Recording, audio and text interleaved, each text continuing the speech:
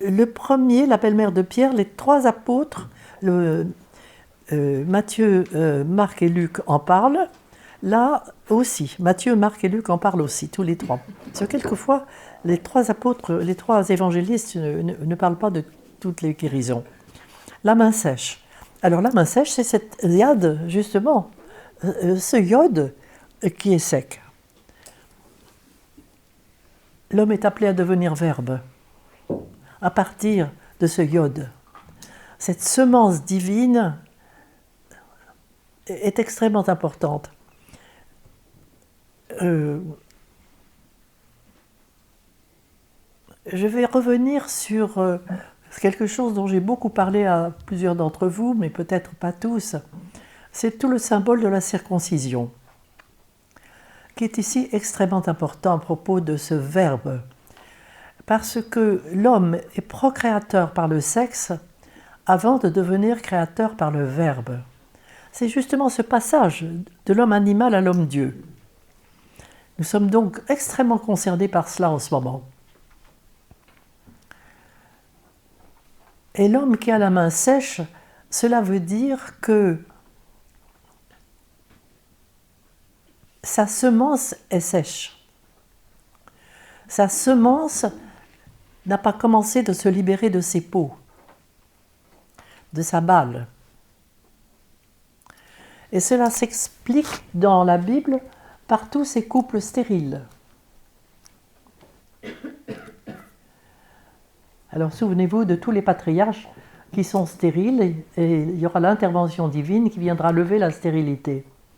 La stérilité animale symbolise dans nos textes sacrés cette stérilité essentielle parce que la Bible se moque beaucoup que nous ayons des enfants ou que nous n'ayons pas d'enfants.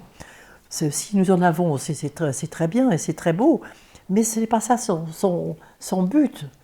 Nos textes sacrés nous parlent de la fécondité de l'être, la vraie fécondité de l'être. Et c'est pour cela que la circoncision est tellement importante. Et je vous rappelle le symbole de la circoncision. Tout d'abord, l'enfant est mis dans les bras de son grand-père maternel, parce que c'est par la mère que se fait la transmission essentielle. Évidemment, c'est la mère qui symbolise toujours la mère intérieure. L'enfant est saoulé.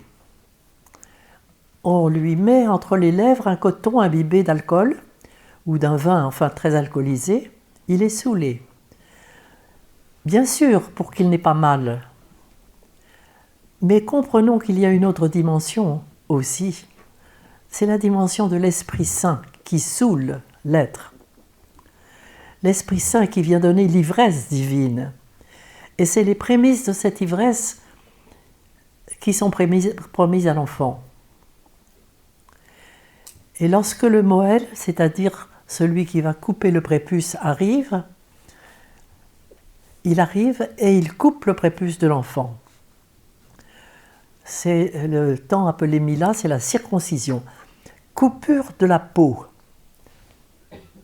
Celle-ci précède ce que nous vivrons dans la circoncision du cœur ou dans la matrice de feu. Nous aurons à aller symboliquement couper la peau de nos animaux intérieurs. Sacrifier nos animaux intérieurs. J'y reviendrai par la suite. Après que le Moël a coupé la peau de l'enfant, le prépuce de l'enfant, il met le sexe du petit garçon en érection.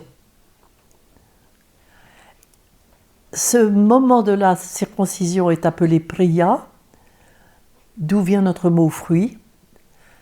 C'est la promesse du fruit de cette action, car, et ceci est dit dans les prières, l'enfant est appelé à être procréateur par le sexe pour après devenir créateur par le verbe. C'est-à-dire que ce petit iode promet la dimension de verbe que l'homme doit devenir. il y a une relation très importante, nous le verrons surtout avec une autre guérison, entre le sexe et le verbe.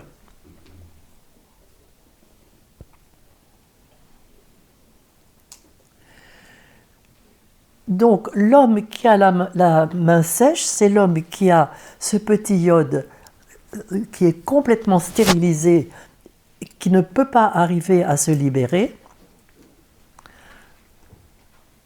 et qui fait qu'il restera toute sa vie un homme animal, et qu'il n'aura pas la force de passer à une autre dimension de l'être.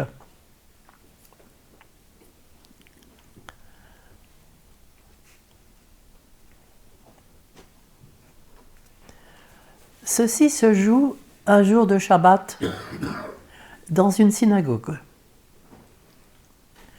Dans une synagogue, c'est un lieu sacré. Et un jour de Shabbat, c'est un jour sacré. Et c'est comme si on se trouvait dans le Saint des Saints de la synagogue, au moment où ça se passe, et au moment où le Christ lève la stérilité de cet homme. Et il y a un jeu de mots, bien sûr, entre le Shabbat, qui est structuré sur le verbe shuv, qui veut dire se retourner, et puis la guérison de cet homme, qui exige un retournement total de lui-même. On rejoint la seconde naissance dont nous parlions tout à l'heure avec l'autre évangile. Et bien sûr, les représentants du ministère sacré sont absolument scandalisés de ce que le Christ guérisse un jour de Shabbat. Et le Christ leur dit, qui de vous n'aurait pas une brebis qui tombe dans une fosse et qui n'irait pas la chercher un jour de Shabbat? Alors là, nous sommes avec le symbole de la brebis.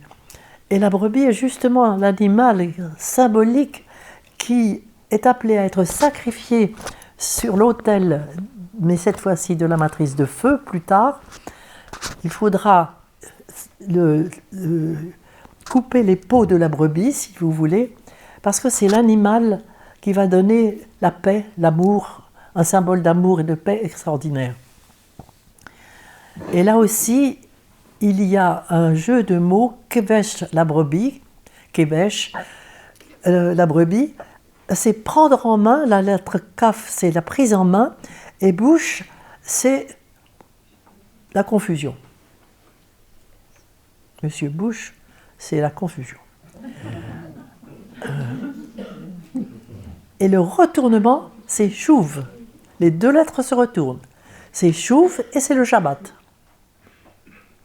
Vous voyez, il y a des jeux de mots de cette sorte qui sont extrêmement amusants.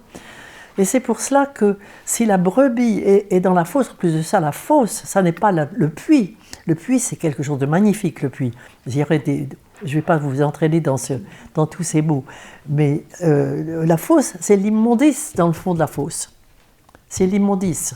Donc quel est celui qui, le jour du Shabbat, verrait cette brebis qui descend dans l'immondice alors qu'elle est au contraire l'animal de la pureté, de la beauté, voyez-vous, et qui invite au retournement. Voilà, c'est pourquoi la guérison de la main sèche a toute cette connotation dont je viens de vous parler. On peut peut-être aller encore plus loin, vous savez, mais je ne dis pas que je dise tout, mais je dis ce que je ressens, ce que je trouve dans tous ces jeux de mots hébreux, et puis dans tout ce que même l'animal, par exemple, la main, etc., signifie.